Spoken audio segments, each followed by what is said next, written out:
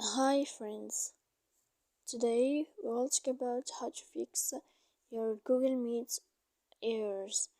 To know how to fix or how to solve your Google Meet issues, you should just go to settings. Then we click apps, default apps, app settings. After that, we'll enter to Google Meet. When you'll find this page of app info, we click on first stop and we click OK. Here we'll enter to the window of storage. Then we click on first clear cache here and you will enter, and in the end you can turn off your phone. So please don't forget to support us by like and subscribe.